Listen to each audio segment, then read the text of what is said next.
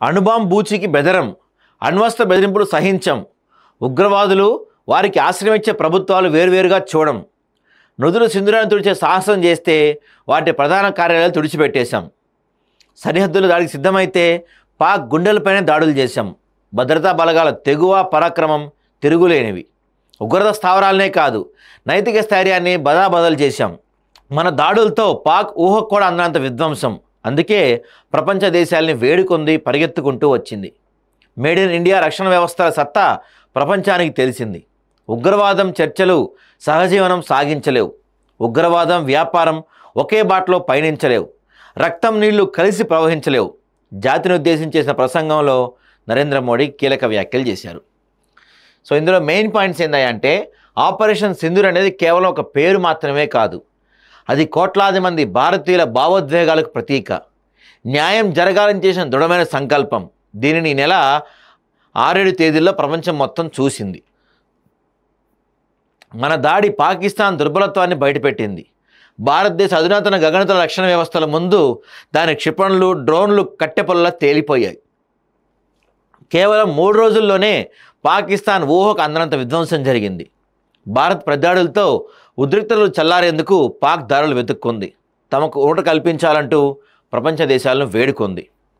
పాకిస్తాన్ ప్రభుత్వం సైన్యం ఎప్పటికప్పుడు ఉగ్రవాదాన్ని పోషిస్తూనే ఉన్నాయి. పాక్ పతనానికి కూడా ఇటువంటి చర్యలే కారణమవుతాయి.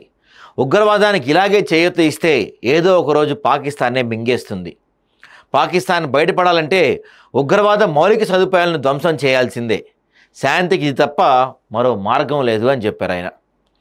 తర్వాత ఏమన్నారు, ఉగ్రవాదంపై పోరులో ఆపరేషన్ సింధూర్, ఇక నుంచి భారత్ సువ్యవస్థిత విధానం, ఉగ్రవాద వ్యతిరేక పోరాటాలకు ఈ ఆపరేషన్ సరికొత్త ప్రమాణాన్ని నిర్దేశించింది. ఇది యుద్ధాల యుగం కాదు, అలాగే ఉగ్రవాద శకము కారాదు. సురక్షిత అత్యుత్తమ ప్రపంచం కావాలంటే ఉగ్రవాదాన్ని ఏమాత్రం సహించరాదు అని చెప్పి మోడీ గారు నిన్న ఒక సుదీర్ఘమైన సందేశం మనకి పంపించారు. ప్రెస్ మీట్ పెట్టలేదండి ఆయన.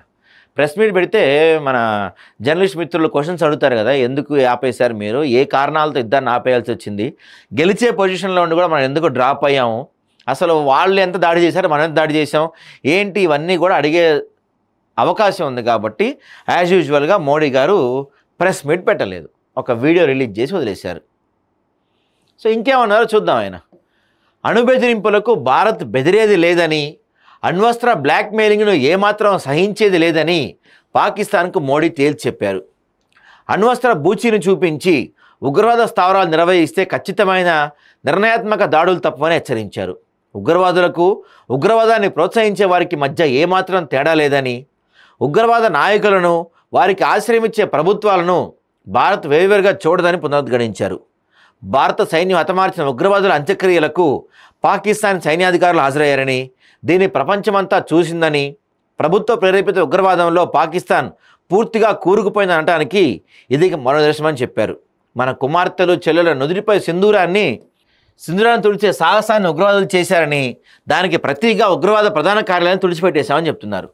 కరెక్టే, మీరు ఉగ్రవాద ప్రధాన కార్యాలయాలు ఏవైతే ఉన్నాయో వాటిని తుడిచిపెట్టేశారు, అద్భుతం, చాలా బాగుంది, మేము కాదంటలేదు. కానీ ఇక్కడ మెయిన్ పాయింట్ ఏందయ్యా అంటే ఆ ఉగ్రవాదుల పరిస్థితి ఏంది, ఎవరైతే ఇక్కడ ఇండియాకి వచ్చి మన వాళ్ళ ప్యాంట్లు ఇప్పి మరీ చూసి మన వాళ్ళు ఏ మతం అడిగి మరీ కాల్చి చంపారో చూసారా, వాళ్ళని శిక్షించారా? వాళ్ళు ఇంకా బతికే ఉన్నారు. వాళ్ళని అప్పగించమని పాకిస్తాన్కి ఏమైనా కండిషన్ పెట్టారా? అది లేదు. మరి ఈ డైలాగులన్నీ ఎందుకు నాకు అర్థం కావట్లేదు. మీరే చెప్తున్నారు ఇది యుద్ధాలు చేసే టైం కాదు అని. మొదలుపెట్టింది ఎవరు మరి? ఆపరేషన్ సింధూర్ భావోద్వేగాల ప్రతీక. ఆపరేషన్ సింధూర్ అనేది కేవలం ఒక పేరు మాత్రమే కాదు, అది కోట్లాది మంది భారతీయుల భావోద్వేగాలకు ప్రతీక, న్యాయం జరగాలని చేసిన దృఢమైన సంకల్పం. దీనిని ఈ నెల 6-7 తేదీల్లో ప్రపంచం మొత్తం చూసింది. పాకిస్తాన్ ఉగ్రస్థావరాలు, శిక్షణ శిబిరాలపై మన సైనిక బలగాలు ఖచ్చితమైన దాడులు చేశాయి, వాటిని తిరుగులేని దెబ్బతీశాయి. భారత్ ఇంత సాహసోపేతమైన అడుగులు వేస్తుందని ఉగ్రవాదులు ఎన్నడూ ఊహించి ఉండరు. కానీ మన దేశమే తొలి ప్రాధాన్యమైన సంకల్పంతో జాతి మొత్తం ఏకమైంది. దృఢమైన నిర్ణయాలు తీసుకున్నాం, ప్రభావశాల ఫలితాలు వచ్చాయి. పాకిస్తాన్లో ఉగ్రవాద స్థావరాలపై మన క్షిపణి డ్రోన్ దాడులు ఉగ్రవాదుల మౌలిక సదుపాయాలనే కాదు, వారి నైతిక స్థైర్యాన్ని కూడా బదాబదలాలు చేశాయి. బహల్పూర్, మార్కేడ్పల్లిలోని స్థావరాలు ఎప్పటి నుంచో ప్రపంచవ్యాప్తంగా ఉగ్రవాద కేంద్రాలు. అమెరికాలో 9/11, లండన్లోని ట్యూబ్ బాంబింగ్స్, దశాబ్దాలుగా భారత్లో ఉగ్రవాద దాడులు సహా ప్రపంచవ్యాప్తంగా ఉగ్ర కార్యకలాపాలకు వీటికి సంబంధం ఉంది.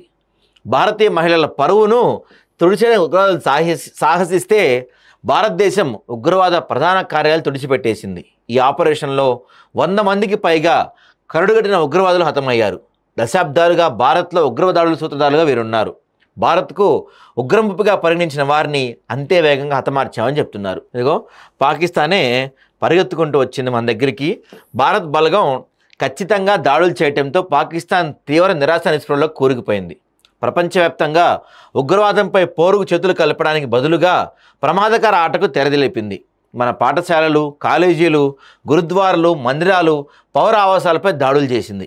అంతటితో ఆగలేదు, సైనిక స్థావరాలపైన కూడా గురిపెట్టింది. కానీ ఈ దాడి పాకిస్తాన్ దుర్బలత్వాన్ని బయటపెట్టింది. భారతదేశ అడ్వాన్స్డ్ వాయురక్షణ వ్యవస్థల ముందు దాని క్షిపణులు, డ్రోన్లు కట్టెపుల్లలా తేలిపోయాయి. వాటిని గగనతలంలో నిర్వీర్యం చేశాయి. భారత్ సరిహద్దుల్లో దాడులు చేయాలని సిద్ధపడితే పాకిస్తాన్ నట్టింట్లోకి వెళ్లి గుండెలపై భారత్ గట్టిగా మోదింది. భారత క్షిపణులు, డ్రోన్లు అత్యంత ఖచ్చితత్వంతో దాడులు చేశాయి. పాక్ ఎప్పటి నుంచో ఎంతో గొప్పగా చెప్పుకునే దాని వైమానిక స్థావరాలను ఎందుకు పనికిరాకుండా ధ్వంసం చేశాయి. కేవలం 3 రోజుల్లోనే పాకిస్తాన్ ఊహకు కూడా అందనంత విధ్వంసం జరిగింది. భారత్ ప్రతిదాడులతో పాకిస్తాన్ ఉద్రిక్తతలు చల్లార్చేందుకు దారులు వెతుక్కుంది.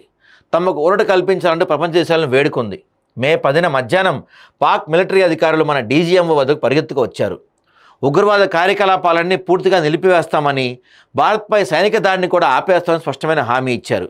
ఈ నేపథ్యంలోనే భారత్ పరిస్థితిని సమీక్షించింది. పాక్ సైనిక ఉగ్రవాద స్థానాలపై ప్రతిదాడులను తాత్కాలికంగా నిలిపేని నిర్ణయించింది. ఇది తాత్కాలికంగా నిలిపివేతే కానీ ముగింపు కాదు.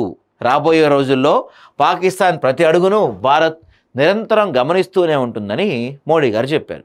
అయితే నిన్న మనం క్లియర్గా గమనిస్తే ఈ మోడీ గారి సుదీర్ఘ ప్రసంగంలో ఎక్కడా కూడా అమెరికా పేరు మెన్షన్ చేయలేదు.